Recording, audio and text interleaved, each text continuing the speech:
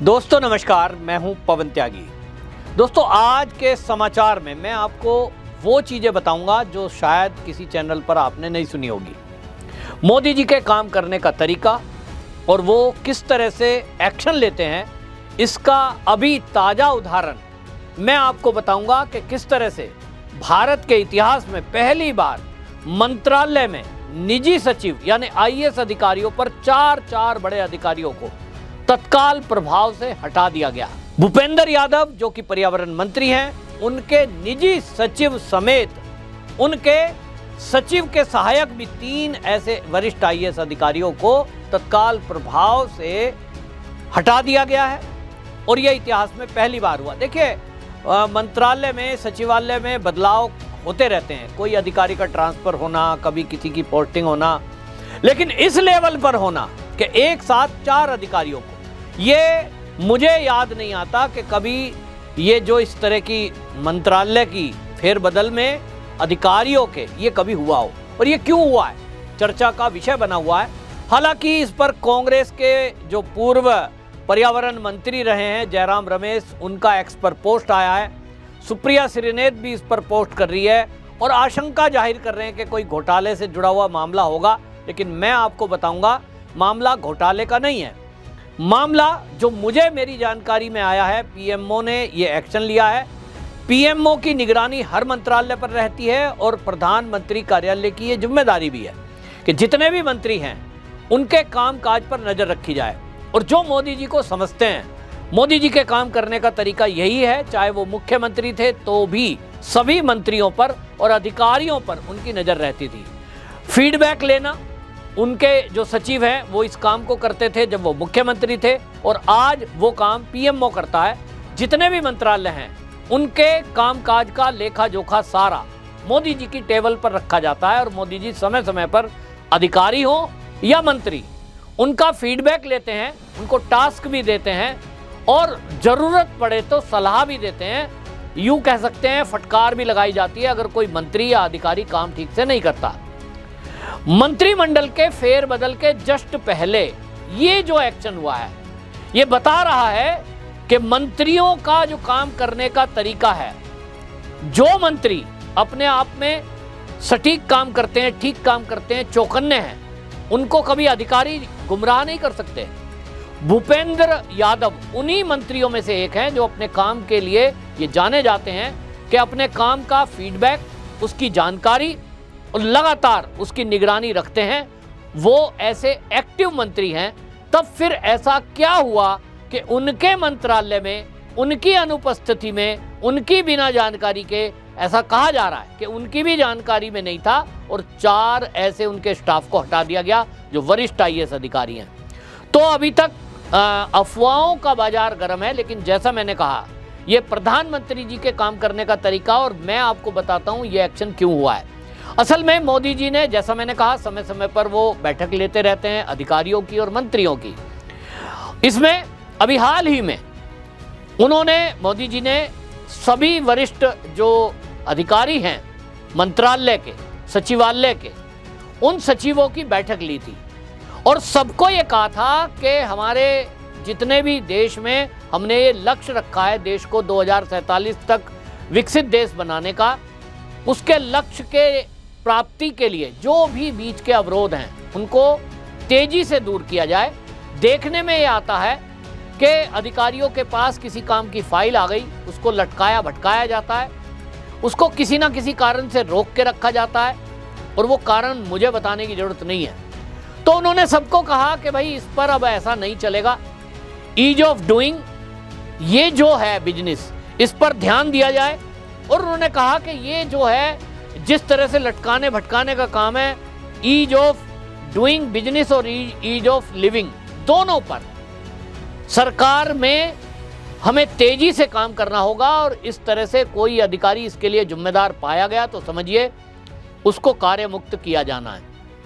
अधिकारियों को लगा मोदी जी जैसे रूटीन की बैठक लेते हैं वैसा ठीक है, लेकिन जो मोदी जी को ठीक से समझते हैं वो इस बात को समझते हैं कि मोदी जी एक मौका देते हैं, हिंट देते हैं और फिर एक्शन होता है। और इसलिए एक्शन हुआ। सभी मंत्रियों को कहा गया था भूपेंद्र यादव के मंत्रालय में जैसे मैंने कहा पर्यावरण है, तो अभी आपने पिछले दिनों देखा होगा कि देश के कई एनजीओ और कांग्रेस वामपंथी अरावली पर्वत को लेकर के धरने प्रदर्शन कर रहे थे। पूरे देश के अंदर प्रदर्शन हुआ कि ये जो सरकार है ये पर्यावरण से खिलवाड़ कर रही है। अरावली पर्वत की ऊंचाई को लेकर बात हो रही थी। मामला सुप्रीम कोर्ट तक में भी गया, तो सुप्रीम कोर्ट ने कहा मंत्रालय को कि आप एक उच्च स्तरीय कमेटी का गठन करिए, एक्सपर्ट उसमें डालिए और ये तय किया जाए, परिभाषित किया जाए कि अरावली पर्वत श्रृंखला किसको कहा जाए। गुजरात से लेकर दिल्ली तक, जिसमें आप देखेंगे कि मध्य प्रदेश, राजस्थान ये एरिया है और गुजरात का एरिया जो शुरू होता है वहाँ से लेकर के दिल्ली तक, ये पर्यावरण ही नहीं, हमारी जलवायु परिवर्तन, इस सब के लिए ये अरावली पर्वत एक रक्षक के रूप में काम करता है। तो पर्यावरणविद जो कह रहे हैं वो अपनी जगह जायज है।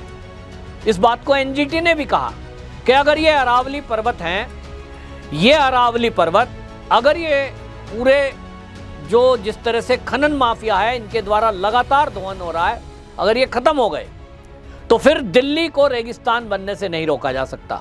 गर्मियों में गर्म हवाओं से हम नहीं रोक सकते, क्योंकि रेगिस्तान से गर्म हवाएं आएंगी तो दिल्ली तक इफेक्ट होगा, प्रदूषण बढ़ेगा जैसा कि बढ़ भी रहा है। और उन्होंने कहा कि इसी तरह कई नदियां ऐसी हैं जिसमें ये आप देखें मानसून के दौरान जो मानसून आता है उन हवाओं को मोल्ड करता है, बादलों को मोड़ता है और ये पूरब तक जाता है।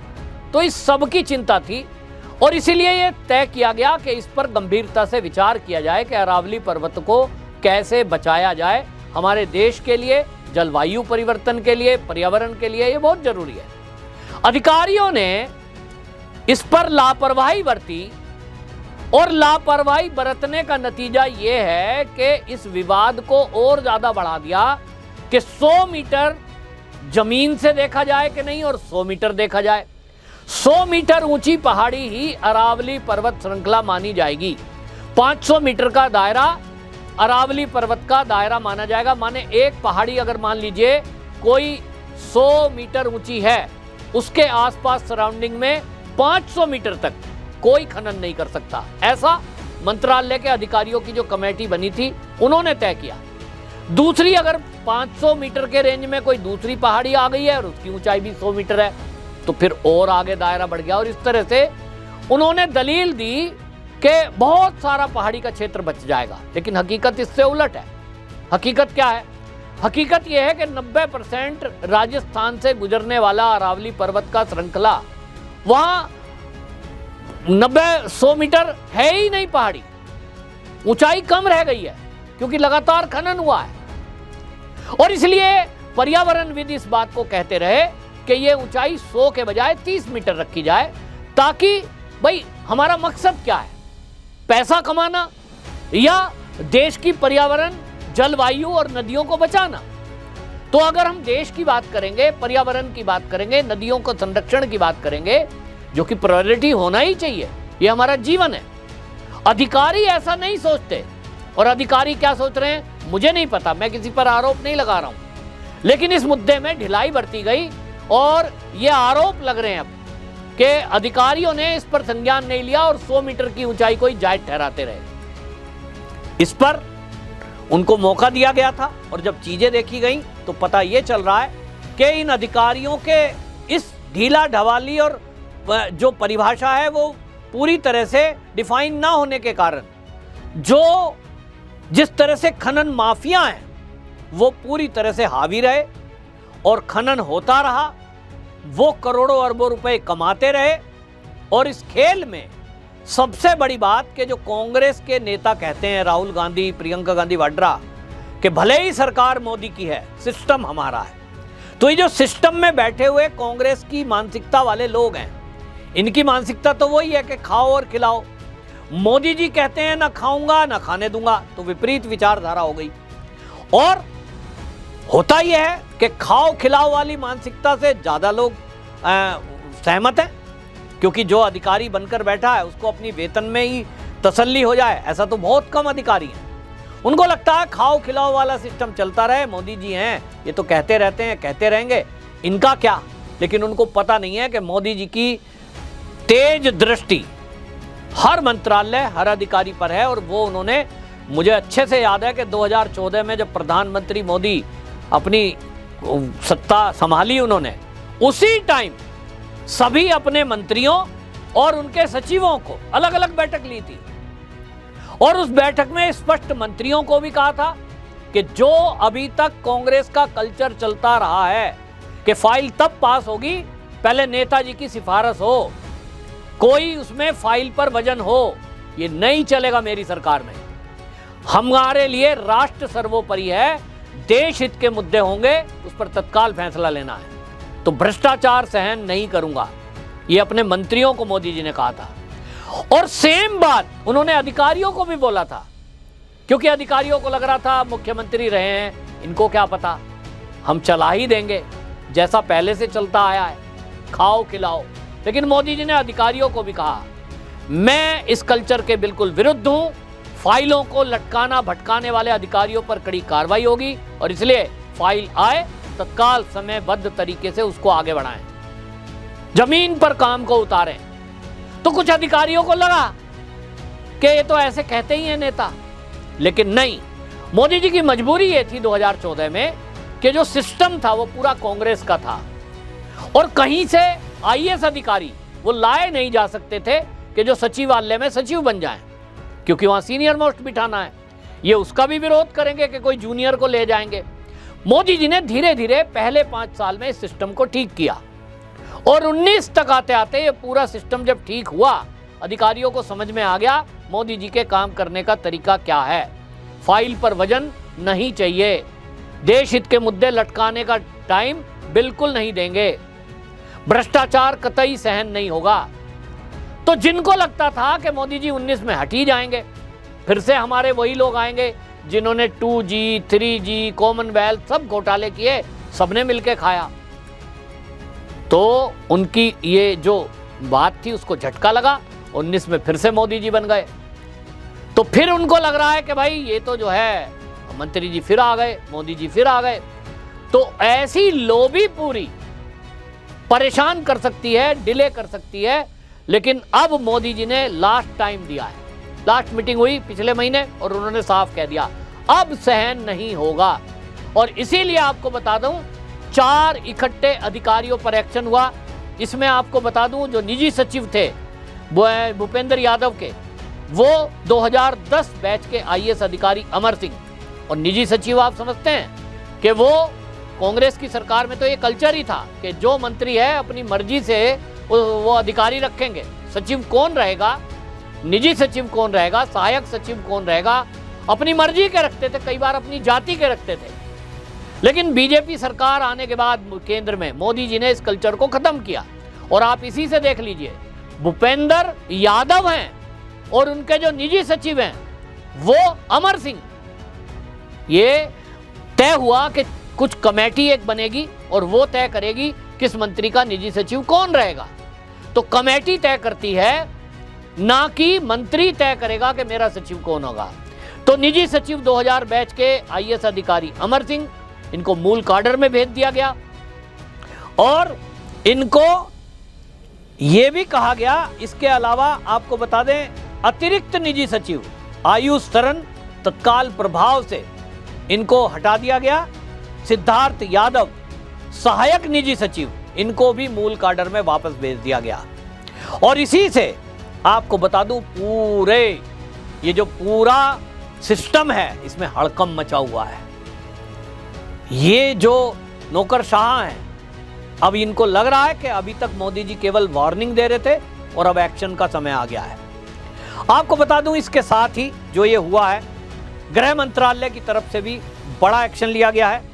AGMUT यानी अरुणाचल, गोवा, मिजोरम और यूनियन टेरेटरी जो हैं, वहां 61 आईएएस और आईपीएस अधिकारियों के ट्रांसफर हुए हैं और मुद्दा देश हित का है। तो ये जो किया है ये पहली बार ऐसा हुआ है। और आपको बता दूं कि खनन माफियाओं पर अब बड़े पैमाने पर एक्शन होगा, क्योंकि ये अधिकारी उस एक्शन को नहीं कर रहे थे। मोदी जी ने और भूपेंद्र यादव जी ने इसको वार्निंग के रूप में उनको कहा था कि भाई इस मामले में सुप्रीम कोर्ट की जो गाइडलाइन है वो तय करनी है आपको, और जब पर्यावरणविद इस बात को कह रहे हैं, देखिए मेरे पास में वो रिपोर्ट है जिसमें ये कहा गया था, फॉरेस्ट सर्वे ऑफ इंडिया ने कहा था, पिछले साल सरकार को सुझाव दिए थे कि 100 मीटर की जगह ये जो ऊंचाई है उसको 30 मीटर कर दिया जाए। और उन्होंने कहा कि यहाँ जो अरावली है, इस अरावली पर्वत में 81 तरह के खनिज यहाँ से निकाले जाते हैं, जिसमें 57 तो अभी भी निकाले जा रहे हैं, जिसमें जिंक, सीसा, चांदी, कैडमियम, संगमरमर और ग्रेनाइट। आपके घर में संगमरमर और ग्रेनाइट अगर लग रहा है तो वो अरावली पर्वत से ही निकलता है और इसीलिए महंगा है।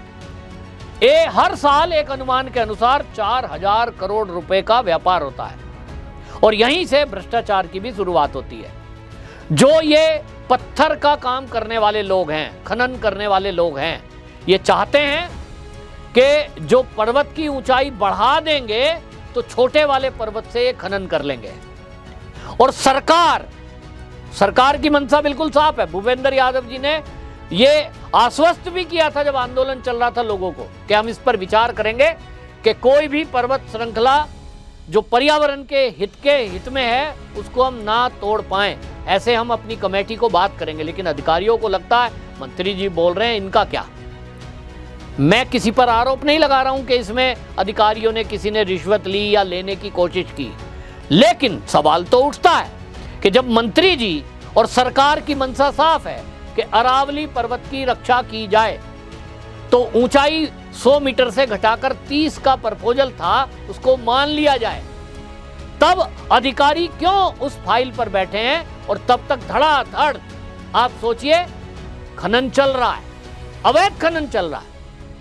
तो इसको कौन रोकेगा? राज्य स्तर पे भी रोकना था, लेकिन केंद्र की तरफ से आदेश नहीं है, निर्देश नहीं है और इसी असमंजस में जो अवैध खनन माफिया हैं वो पूरा फायदा इसका उठा रहे थे।